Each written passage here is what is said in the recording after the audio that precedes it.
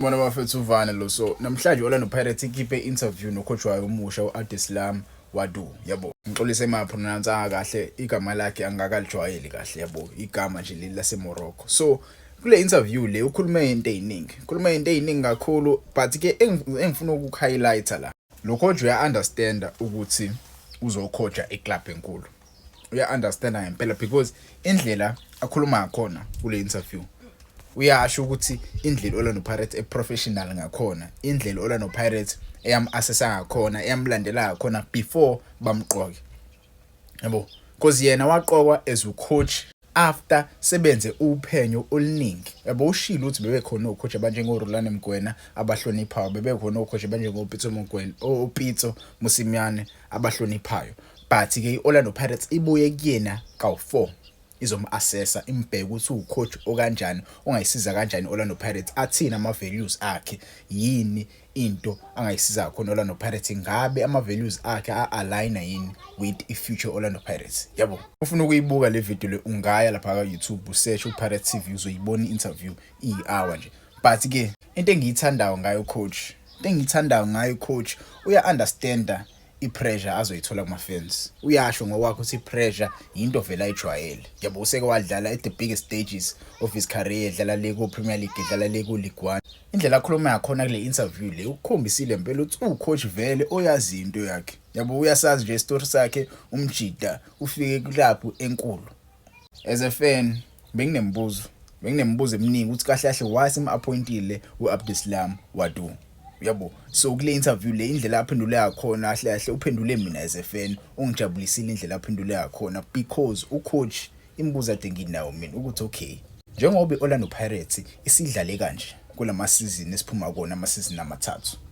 kulama season amathathu esiphuma kona uJose Riveiro izinto aseyiachievile ingabe lo coach omusha ozofika nephilosophy yakhe yini afika bhidlize lento esiyakhe uJose Riveiro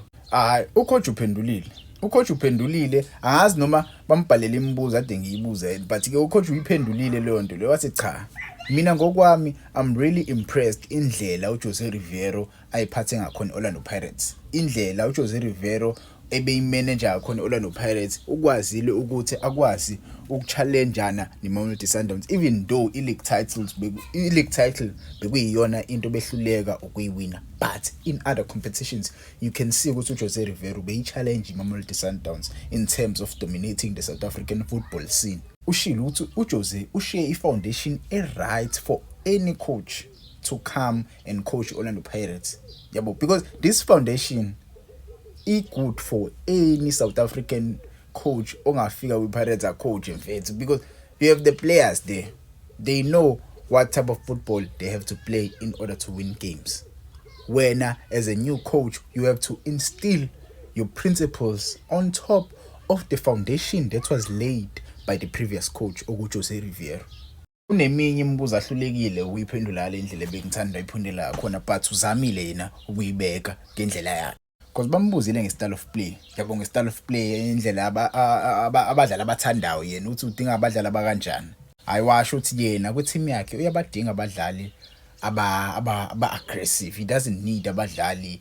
aba good boy at all times no he need aggressive players abadlali mfethu abazoyicommand iplay abazokwazi ukushow that aggression egroundini in terms of style of play Orlando Pirates iyaziwa ukuthi i-team vele ne-flair yabo ucoach uyi-highlightile indaba yasePhombulo yabo indaba yasePhombulo bafethu indaba ebucayi kakhulu but ke as a player uyamthanda umjida as a player indlela adlala ngakhona i-style of play sakhe une-flair uSiphombulu uyakwazi ukuthatha ibhola a-attack ama-players ashone phambili a-attack udinga abadlali abakanjalo lapha so uyayithanda impela indlela edlala ngakhona iOrlando Pirates because i-team ene-flair vele into ayithandayo vele ucoach le so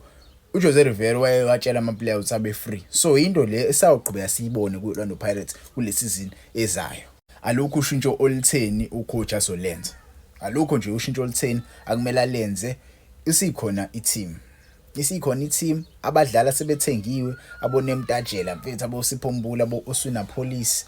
abo Yanela Mbuthuma yabo you can name mhlawumbe bakhona abanye abezayo bazokunikeza leyo energy, leyo power yokuthi ukwazi ukudominate ibhola la South Africa, even la eAfrica. So ungangitshela ama-comments regarding uku-appointwa ka-coach regarding this interview. Are you ready for uAbdeslam Wadu?